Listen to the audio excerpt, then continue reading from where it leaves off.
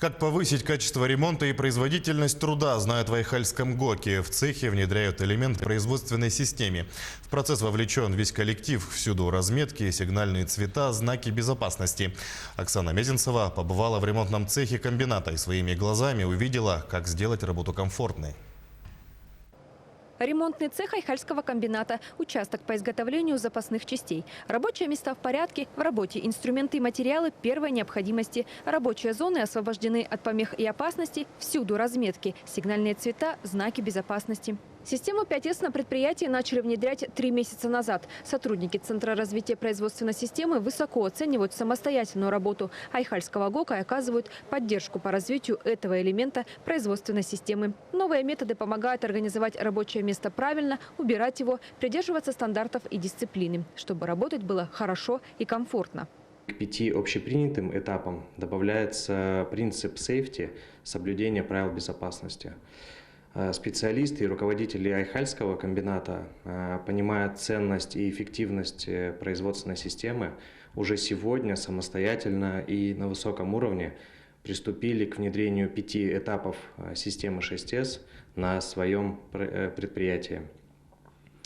В соответствии с дорожной картой по тиражированию системы 6С на всех активах компании, работы в Айхальском ГОКе при поддержке Центра развития производственной системы начнутся в апреле 2020 года. Сегодня в цехе пока идет работа по первым 3 шагам системы. На участках наводят порядок, создают безопасные условия труда, определяют постоянные места для хранения инструментов и материалов. Так, на одном из участков появилось отдельное инструментальное помещение. Здесь рационально разместили предметы, каждый имеет свое место. Выдача инструментов строго по регламенту, за дисциплиной следит слесарь-инструментальщик. Заведена книга выдачи, то есть учет инструмента ведется.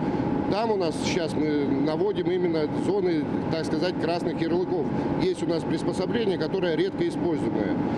Там отделенная зона будет, соответственно, мы туда их сортируем по размерному ряду, по назначению. Участки обновляют один за другим. В работу по правильной организации рабочих мест вовлечены все члены коллектива. Размещают предметы безопасно, места и контейнера для разных материалов окрашивают в нужный цвет. В соответствии с ГОСТом проводят маркировку инструментов. На каждом участке оборудованы места для проведения определенных видов работ. Намного стало меньше брака.